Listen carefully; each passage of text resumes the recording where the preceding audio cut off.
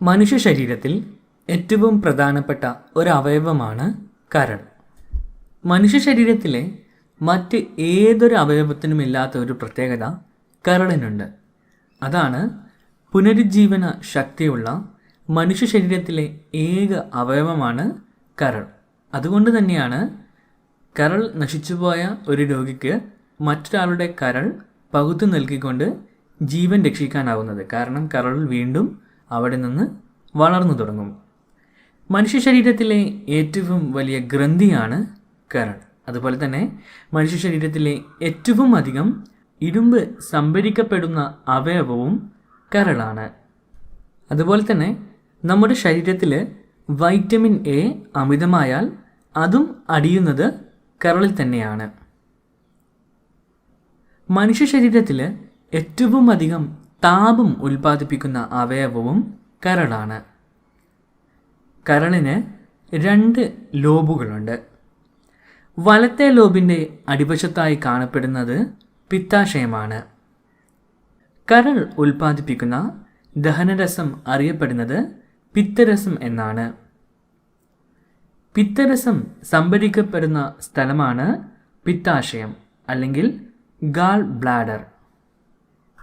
പിത്തരസത്തിൻ്റെ ഒരു പ്രത്യേകതയാണ് രാസാഗ്നികൾ അടങ്ങിയിട്ടില്ലാത്ത ദഹനരസമാണ് പിത്തരസം. പിത്തരസത്തിൻ്റെ നിറങ്ങൾ മഞ്ഞയും പച്ചയും കലർന്ന നിറമാണ്. ഓർമ്മിക്കുക, പിത്തരസത്തിൻ്റെ നിറമാണ് മഞ്ഞയും പച്ചയും കലർന്ന നിറം. ബിലിറൂബിൻ ശരീരദ്രാവങ്ങളിൽ കലർന്ന് കലകളിൽ വ്യാപിപ്പിക്കുകയും അതിലൂടെ കലകൾക്ക് മഞ്ഞ നിറം ഉണ്ടാകുകയും ചെയ്യുന്ന അവസ്ഥയാണ് മഞ്ഞപ്പിത്തം. വിവിധ തരത്തിലുള്ള ഹെപ്പറ്റൈറ്റിസുകളുണ്ട്. ഇതൊക്കെ ഇംഗ്ലീഷ് അക്ഷരമാലയിലെ അക്ഷരങ്ങൾ ഉപയോഗിച്ചാണ് പറയുന്നത്.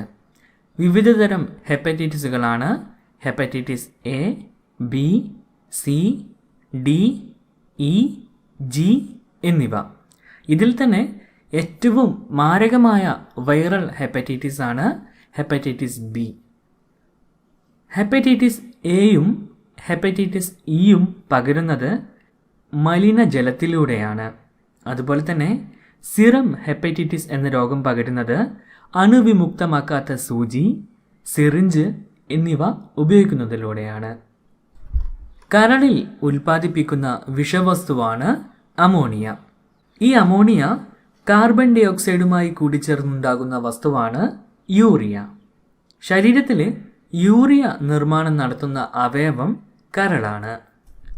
കരളിൽ സൂക്ഷിക്കുന്ന കാർബോഹൈഡ്രേറ്റാണ് ഗ്ലൈക്കോജൻ. ഓർമ്മിക്കുക, കരളിൽ സൂക്ഷിക്കുന്ന കാർബോഹൈഡ്രേറ്റാണ് ഗ്ലൈക്കോജൻ. മദ്യപാനം മൂലമുണ്ടാകുന്ന കരൾ രോഗമാണ് ടോക്സിക് ഹെപ്പറ്റൈറ്റിസ്. അമിത മദ്യപാനം മൂലം കരളിലെ കോശങ്ങൾക്കുണ്ടാകുന്ന ജീർണാവസ്ഥയാണ് സിറോസിസ് എന്നറിയപ്പെടുന്നത്.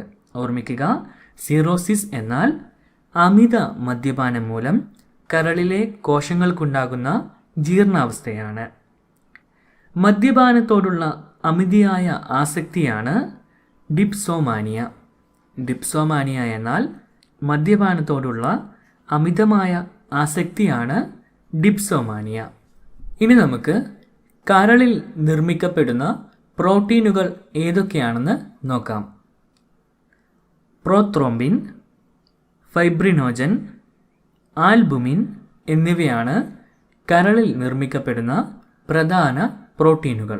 ഒന്നുകൂടി ഓർമ്മിക്കുക, പ്രോത്രോംബിൻ, ഫൈബ്രിനോജൻ, ആൽബുമിൻ എന്നിവയാണ് കരളിൽ നിർമ്മിക്കപ്പെടുന്ന പ്രധാന പ്രോട്ടീനുകൾ. മനുഷ്യ ശരീരത്തിലെ രാസപരീക്ഷണശാല എന്നറിയപ്പെടുന്ന അവയവമാണ് കരൾ. ഓർമ്മിക്കുക, മനുഷ്യ ശരീരത്തിലെ രാസപരീക്ഷണശാല എന്നറിയപ്പെടുന്നത് കരളാണ്. അതുപോലെ തന്നെ മനുഷ്യ ശരീരത്തിൽ കടന്നുകൂടുന്ന വിഷവസ്തുക്കൾ നശിപ്പിക്കുവാൻ നിയുക്തമായ അവയവവും കരളാണ്. മനുഷ്യ ശരീരത്തിൽ രക്തം കട്ടപിടിക്കുന്നതിനാവശ്യമായ പ്രോട്ടീനുകൾ നിർമ്മിക്കുന്നതും കരൾ തന്നെയാണ്.